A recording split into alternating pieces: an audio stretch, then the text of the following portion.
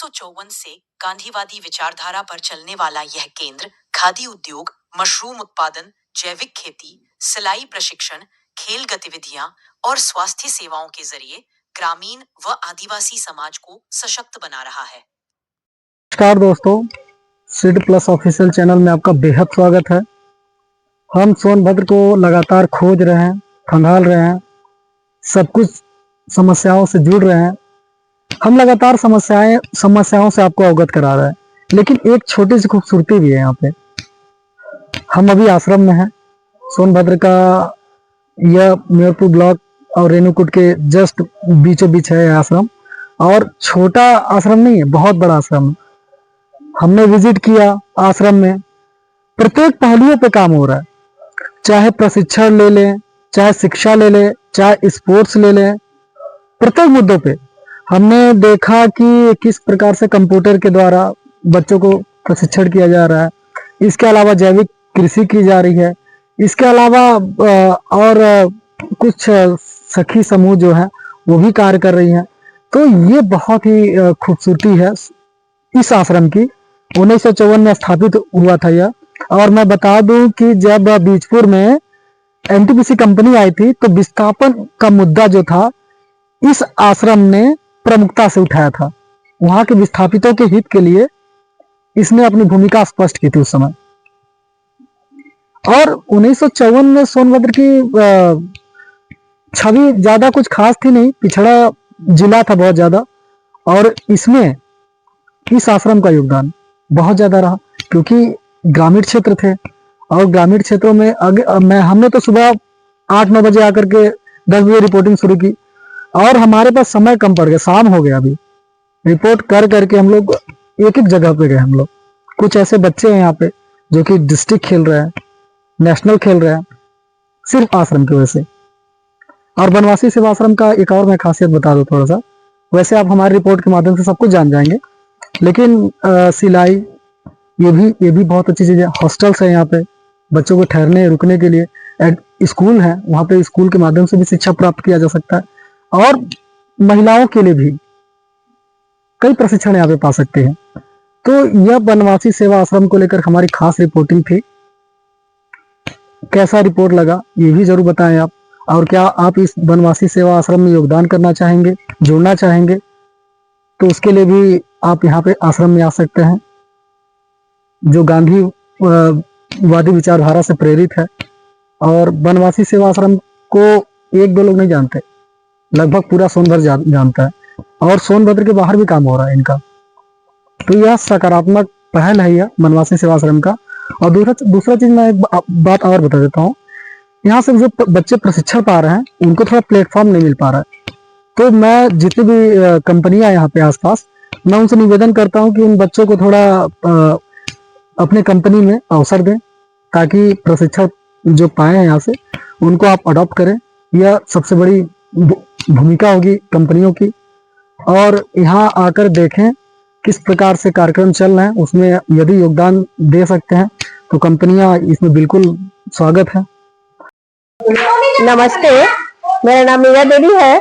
मैं कहना चाहती हूँ कि यहाँ बनवासी सेवा आश्रम में हमको लगता है कि सोनभद्र के इधर एक दक्षिणांचल क्षेत्र में एक बालिका छात्रावास है जो बनवासी सेवा आश्रम के कैंपस के अंदर है। और यहाँ पे सुरु गांव की लड़कियां आती हैं और आदिवासी लड़कियां ज्यादा रहती हैं। हाँ, हमारा मतलब मूलतः टारगेट नहीं है कि हमको आदिवासी ही लड़की चाहिए। कोई भी लड़की जो हॉस्टल सुविधा प्राप्त करके पढ़ना चाहती है, हम वैसे ही मानते हैं कि घर में सारा सुविधा हो, लेकिन जो हॉस्टल में रहकर जो पढ़ाई होता है वो घर में नहीं हो पाता है। इसलिए लड़कियां को गार्जियन लोग आके रख के जाते हैं, और यहाँ पे रहने की व्यवस्था अति उत्तम है। इस लड़कियों के साथ एक वार्डन भी रहती है और जो रात दिन इनके साथ रहती है। और मैं भी उससे जो ऊपर का जो काम होता है मैं भी देखती हूँ, और दोनों मिलके हम लोग रहते हैं। और इससे कोई भी समस्या, कोई व्यवस्था हमको करने में कमी होती है तो बनवासी सेवा आश्रम के जो मुखिया आदरणीय सुहा प्रेम जी है, उनसे हम लोग बात करते हैं। विमल भाई बता दो कहाँ पे है? मेरा नाम है प्रीति कुमारी, मैं ग्राम घर पश्चिमी से। चलो, और आप बताओ भाई। मेरा नाम नीला कुमारी, मैं कक्षा 9वीं मेरा पत्नी है। सागोबान से सटा हुआ गांव है इनका, जो छत्तीसगढ़ का बॉर्डर है। कहोगे तो ज्यादा प्रभावित गांव होगा ना। आगे बच्ची आप नाम बताओ। मेरा नाम है जैस्मीन कुमारी, मैं कक्षा 7 में पढ़ती हूँ और मैं ग्राम कुसमाहा हूँ। पहले आपका ग्राम हमारा नक्सल प्रभावित क्षेत्र था। इसी गांव की लड़की है जो बगल में गांव है। आप नीलू है। मेरा नाम नीलू नायर है और मैं क्लास 8 में पढ़ती हूँ और मैं रेणुकूट से आई हूँ। मेरा नाम है नीरा देवी और मैं बनवासी सेवा आश्रम में 35 साल से लगभग 1990 से जुड़ी हूँ और ये काम करती हूँ। स्वरोजगार की दृष्टि से हम लोगों ने गांव में जो शराब बनता है उसके विकल्प में हम लोगों ने महुआ से लड्डू बनाना चालू किया और ये लगभग 5 साल से चल रहा है, जो पौष्टिक है और ताकतवर है। इसमें ये देखिए, जो गांव में नॉर्मली महुआ है इसको हमने चुनवा के खरीद के लाया है और ये महुआ है। इसके बाद हम लोग साफ इसको धुलाई किए और ये इससे तैयार हुआ ये लड्डू है। इस महुए में हम लोगों ने काजू, किशमिश, मूंगफली दाना और देसी घी से महुआ लड्डू बनाते हैं और आज इसकी कीमत हम 800 रुपए प्रति केजी इसको बेचते हैं और इसकी डिमांड काफी है। लोग बार बार फोन करके आते हैं और हम लोग बना के प्रॉपर बेचते हैं, जिसमें ये बनाने में हमारी लड़कियां भी मदद करती हैं, वो सीखती भी है और मेरा बन भी जाता है और एक हॉस्टल का कार्यक्रम भी दिखता है। तो उन्हें आंवले का लड्डू जैसा बात किए और गेहूं के आटे से जो गांव में ठेकुआ कहते हैं, इसको हम लोग खास्ता नाम दिया है, उसको भी हम लोग 400 किलो बेचते हैं। तिल और मूंगफली और गोंद की लड्डू बनाते हैं, उसको 800 रुपए किलो हम बेचते हैं। तो इस तरह से ये कार्यक्रम हमारा बनता है। ये लड्डू भी देखिए ये बना हुआ है और इस पैकिंग करके हम मार्केट में भी इसको उतारते हैं और बिक्री अच्छी होती है। 5 ml लेंगे और टेस्ट ट्यूब में डाल देंगे। इसके बाद आयरन रिएजेंट ए को कितने बूंद डालेंगे? 2 बूंद परख नली में डाल दिए पानी के सैंपल में। इसके बाद उसको 5 मिनट के लिए छोड़ देंगे। 5 मिनट के बाद आयरन का रिएजेंट बी डालेंगे उसमें। कितने बूंद? 2 बूंद 0.3। तो जैसे बताए थे, फ्लोराइड का मानक 1.5 मिलीग्राम पर लीटर या 1.5 ppm होना चाहिए, उससे ज्यादा नहीं होना चाहिए। वैसे ही आयरन का मानक 0.3 ppm या 0.3 मिलीग्राम पर लीटर होना चाहिए। उससे अगर ज्यादा है तो पानी पीने योग्य नहीं है। तो 10 मिनट बाद इसमें देखेंगे कि अगर किसी का सवाल है इसमें तो अभी पूछ लीजिए। फिर से बताए या सबका हो गया? कर लेंगे ये आयरन टेस्ट? बच्चे बोले इधर सब लोग कर लेंगे। तो ये हमारा पानी का परीक्षण 2 दिन का था, 1 दिसंबर और 2 दिसंबर, जिसमें हम लोगों के ग्राम निर्माण केंद्र से, बनवासी सेवा आश्रम के ग्राम निर्माण केंद्र से लगभग 20 महिलाएं जो हमारी हेल्थ फ्रेंड हैं वो पानी की परीक्षण में भाग ली। साथ ही साथ हमारे जीवनशाला उच्च प्राथमिक विद्यालय बनवासी सेवा आश्रम के 20, 9 और 10, 6, 7, 8 के बच्चे शामिल हुए, जिसमें फ्लोराइड, आयरन, टोटल हार्डनेस और बैक्टीरिया का टेस्ट सिखाया गया। ये महिलाएं सभी गांव में जाके आगे ये परीक्षण का जांच करेंगी, जिसमें अपने अपने गांव में खास करके फ्लोराइड जहां जहां पे अधिक पाया गया है वो अपने हाथों से टेस्ट करेंगी और आगे का रिपोर्ट बनवासी सेवा आश्रम में प्रस्तुत करेंगी। वो ब्रैकेट में लिख लीजिएगा लोहा, ठीक। तो सबसे पहले जो जो इसमें होने वाले उपकरण है इस टेस्ट में, उसको हम लोग साफ करें। उसको हिंदी में क्या बोलते हैं? परख नली, सबने बताया। और दूसरा चाय, ये चाय, ठीक। ये 3 चीज की जरूरत है। ये उपकरण हो गया। और ये रिएजेंट कौन कौन सा जरूरत है? आयरन का रिएजेंट ए, आयरन का रिएजेंट बी। बनवासी सेवा आश्रम की एक और खूबसूरती दिखाता हूँ। मेरे ठीक पीछे देख रहे हैं बच्चे हैं, कुछ छात्रावास के बच्चे हैं, कुछ स्कूली बच्चे भी यहाँ पे जो पढ़ाई होती है वही बच्चे दोनों लोग लाभान्वित हो रहे हैं। और मैं बता दूं यहाँ पे कुछ बालिकाएं हैं और कुछ छात्राएं भी हैं। दोनों लोग सामूहिक रूप से शिक्षा प्राप्त कर रहे हैं। यह आत्मनिर्भरता की ओर एक सराहनीय कदम है बनवासी सेवा आश्रम का, जिन्होंने ये सराहनीय पहल किया। इसके माध्यम से बच्चे अपने आत्मनिर्भरता की दिशा में एक कदम रख सकते हैं।